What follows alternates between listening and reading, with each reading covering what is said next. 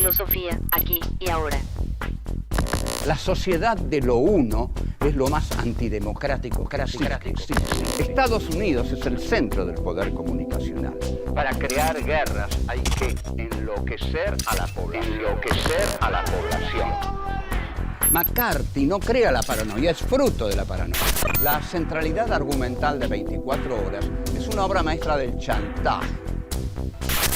Es necesario que mi mensaje sea el único que llegue a la sociedad. Para eso yo tengo que devorarme el mercado de la comunicación. Los oligopolios, a su vez, necesitan del poder comunicacional. Muchas repeticiones hacen una verdad. Crear el miedo en el seno social. No quiero ser pensado, no quiero que me piensen, no quiero ser dominado, manipulado. Quiero pensar mis propias ideas, tomar mis propias decisiones. Filosofía, aquí y ahora. Poder mediático. El ciudadano de Orson Welles.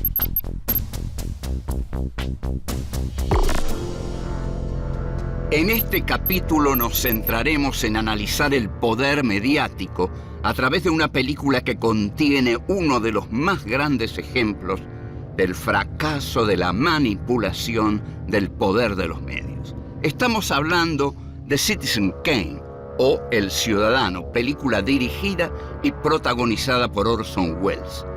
Esta obra reconstruye la vida de un magnate de los medios de la comunicación, Charles Foster Kane, quien, acostumbrado a imponer su verdad sobre la sociedad, desea consagrar a su mujer como una gran cantante de ópera a pesar de sus escasas cualidades artísticas. Kane busca el ejercicio y el triunfo de su voluntad. Él se juega en esta aventura nada menos que la imagen que se ha forjado de sí mismo, la del hombre que todo lo puede.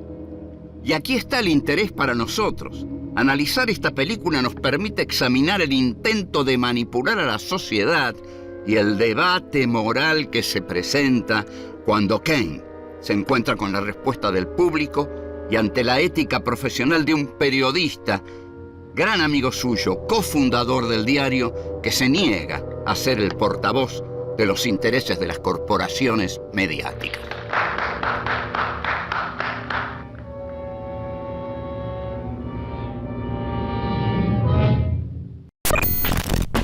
Uno. Creando al ciudadano Kane. Nos vamos a ocupar hoy de una de las películas que suelen aparecer siempre que se eligen las 10 mejores de la historia. Y es El Ciudadano, que dirigió Orson Welles en 1941. Citizen Kane, El Ciudadano Kane. Lo que intenta Welles son muchas cosas como para decirlas. Lo que intenta sobre todo es imponer al mundo su genio, según él, único.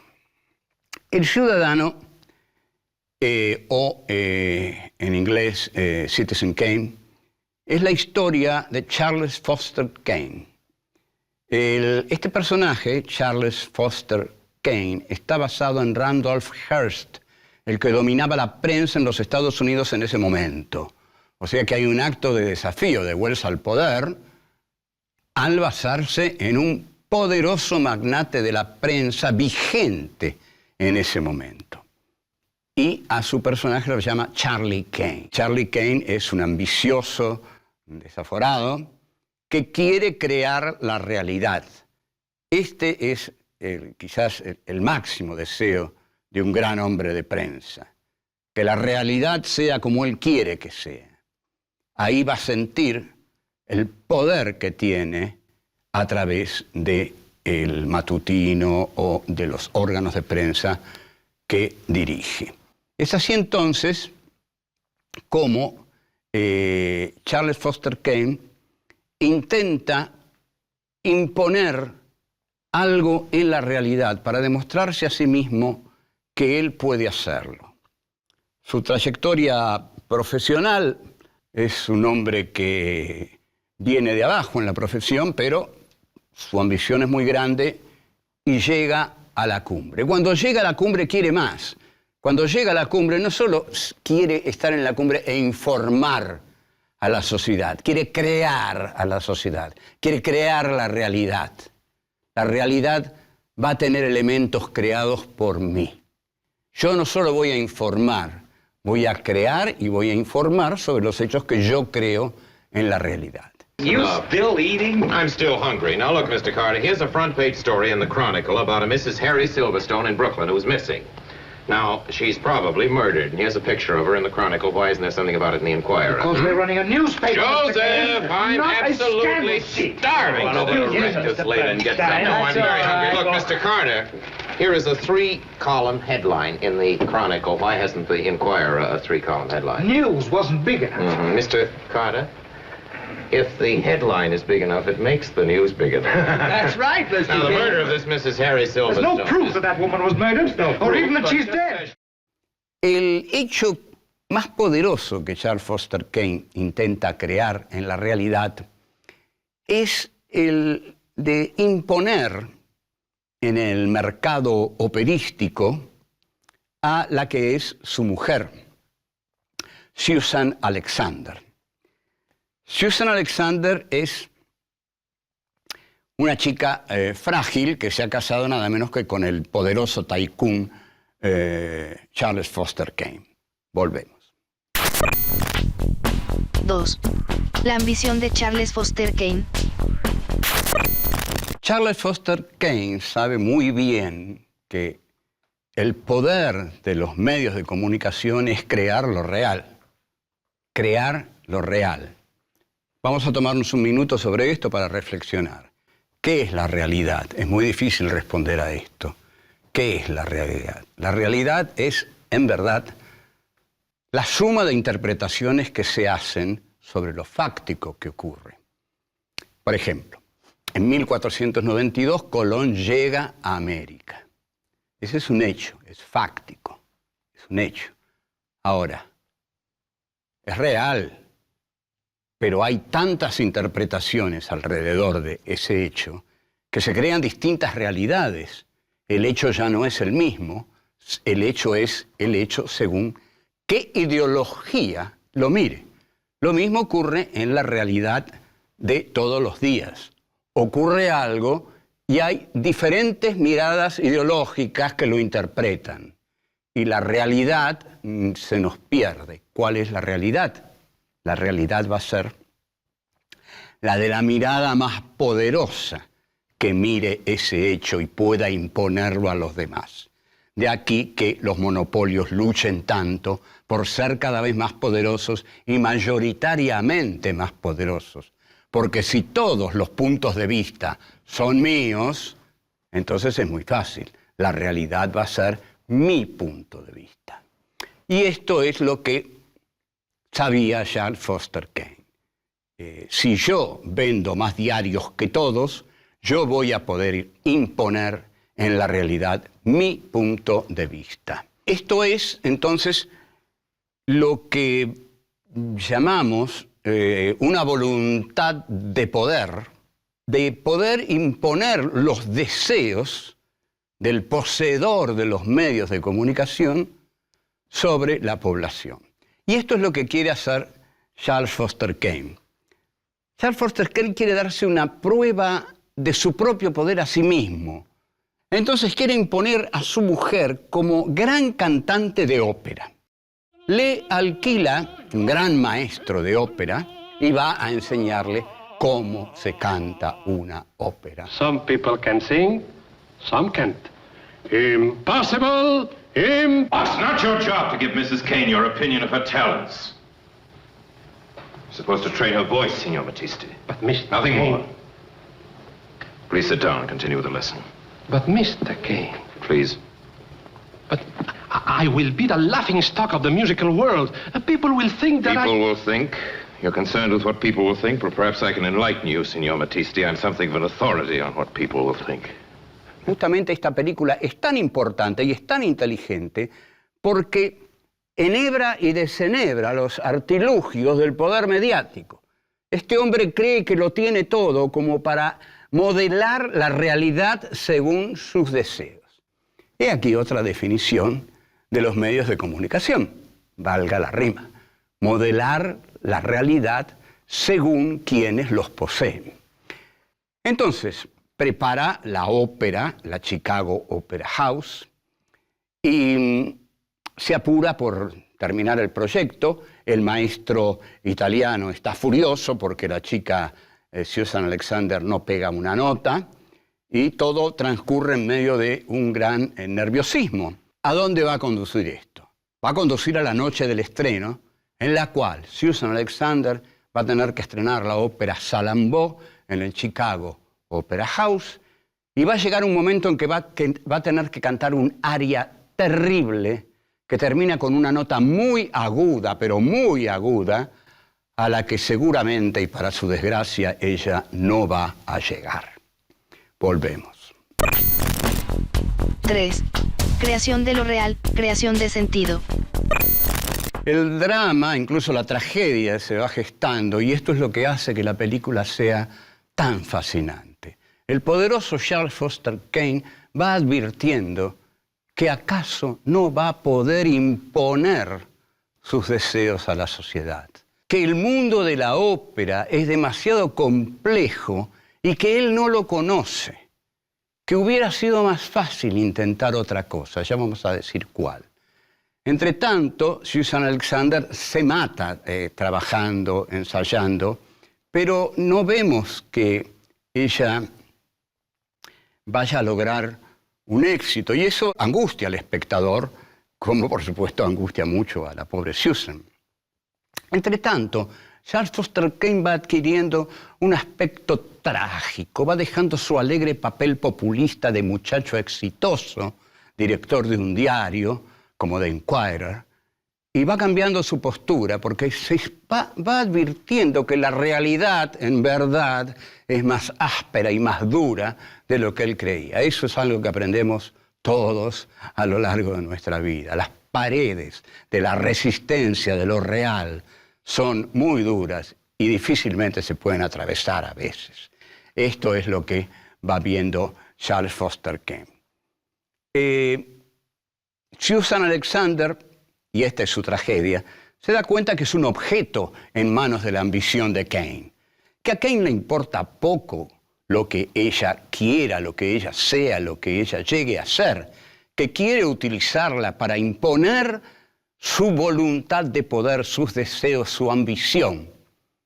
Y así es como ella se siente parte de esas ambiciones, pero no se siente querida ni mínimamente por ese hombre, que es su hombre al fin y al cabo. Se siente un instrumento dentro de sus sueños de poder. Finalmente, se estrena la ópera. Llena de gente, el Chicago Opera House, lleno de gente, desborda de gente, y suena la música de Bernard Herrmann, que es magnífica, y empieza su aria Susan Alexander, y no llega a la nota, por supuesto, llega mal, llega desafinada.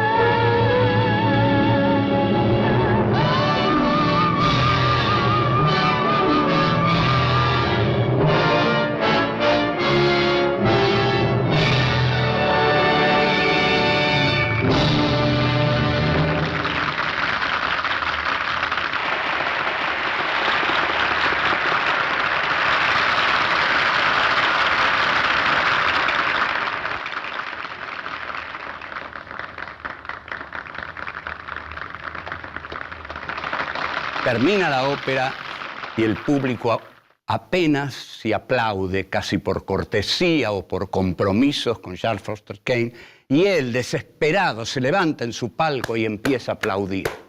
Pero al final queda solo, aplaudiendo, solo. Se da cuenta y ahí ve su completo fracaso. La realidad le presentó excesivas resistencias. También el público muy especial de la ópera. El público de la ópera es un público difícil, porque es un público que sabe mucho de ópera. Yo creo que Charles Foster Kane hubiera debido hacer triunfar a su chica en Hollywood, por ejemplo, en Broadway, con cosas un poco más livianas, pero el intento estaba a la altura de su egolatría y quiso que triunfara nada menos que en una ópera terriblemente difícil a la que esta pobre niña no pudo enfrentarse. Y lo llevó a la derrota, a él y a ella. Los dos fueron a la derrota. Y bueno, este es el momento más trágico de esta película, el momento más emocional, aunque hay otros momentos emocionales, pero un gran momento. Bueno, volvemos. 4. Monopolio y poder de los medios de comunicación. Con este análisis que estamos haciendo de la película El Ciudadano, Citizen Kane, tenemos que sacar algunas conclusiones que son las siguientes ya. Tiene que haber una relación profunda entre moral y periodismo. Y esto lo demuestra Charlie Kane, porque Charlie Kane, una vez que termina la ópera, una vez que ve el fracaso de su mujer, el fracaso suyo, su fracaso, en verdad creo que él se pregunta cuál es el rol del periodista y quizás advierte que el rol del periodista no es imponerle a la sociedad lo que el periodista quiere y la sociedad no. Pero el que tiene un problema de moral tremendo es el personaje que hace Joseph Cotten, que se llama Leland. Leland es el que hace la crónica de espectáculos en The Inquirer, el periódico de Charles Foster Kane. ¿Qué va a escribir Leland? Esta es una pregunta que le podemos hacer a cualquier periodista de este mundo. Mire, si usted, le digo yo a un periodista hipotético, si usted es periodista de espectáculos y el dueño del diario en el que trabaja estrena una obra de teatro en la cual usted sabe que el productor es él y que actúa su amante o su mujer o su hija, o sea quien sea, usted va a ver la obra de teatro, no le gusta la actuación de la hija, le parece un desastre. Cuando vuelve a la redacción, ¿qué escribe? ¿Escribe la verdad o escribe lo que le va a gustar al dueño del periódico? Bueno, ¿qué pasa entonces en El Ciudadano? En una escena conmovedora. Cuando termina la ópera, Charlie Kane se dirige a la redacción del Inquirer. Y ahora vamos a ver algunos de los límites o no límites de la expresión periodística, de la moral periodística. Charlie Kane entra en la redacción del Inquirer y Leland, que es su gran amigo además, el que lo ayudó a levantar ese diario, está caído borracho sobre la Underwood, que es la máquina de escribir de la década del 40. Y Charlie Kane mira lo que estuvo escribiendo. Lo lee y es una crítica terrible de la ópera y de Susan Alexander, ¿no? Dice, la ópera es mala, esta chica Susan Alexander debe dedicarse a otra cosa. Muy agresivo. Entonces, Charlie Kane saca la hoja, camina por la redacción, la pone en otra máquina de escribir y empieza él a escribir. ¿Qué escribe? Escribe otra cosa, reforma por completo la crítica que hizo Leland. No, Charles Foster Kane termina la crítica de su amigo Leland de modo negativo, tal como él la hubiera terminado. Es uno de los momentos más emotivos de una película que no es emotiva. El Ciudadano no es una película emotiva, es quizá una película genial, pero no es emotiva. Sin embargo, ese momento es un momento tremendamente emotivo, porque uno no espera que el canalla de Charlie Kane, que en última instancia es un ególatra canalla, redacte la crítica tal como su amigo la había empezado. Lo que siente Leland es que Charlie Kane se rindió a la verdad, le va a decir al público la verdad.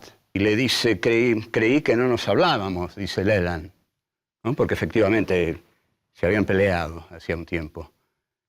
Y Charlie Kane le dice, claro que nos hablamos, estás despedido. Bueno, lo despide, pero termina la crítica tal como la empezó su amigo.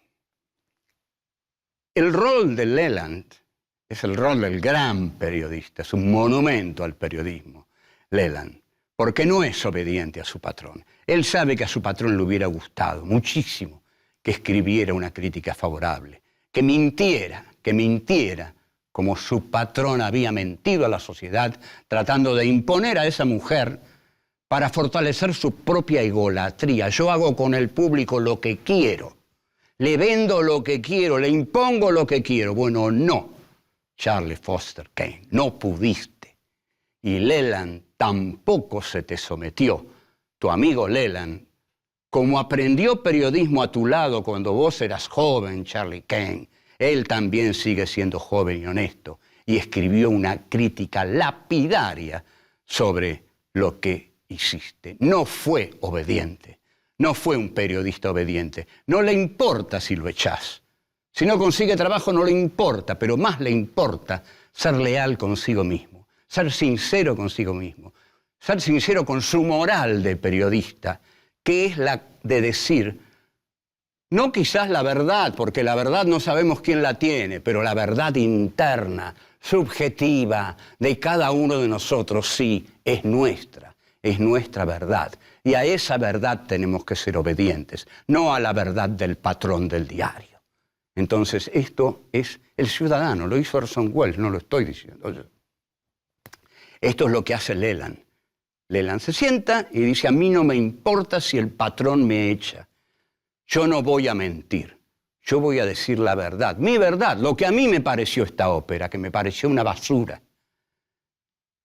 Entonces, aquí, en este momento, en que la moral del periodista predomina, para colmo de exaltación de las virtudes morales del periodismo, viene el patrón y completa la crítica tal como la hubiera escrito el periodista desobediente.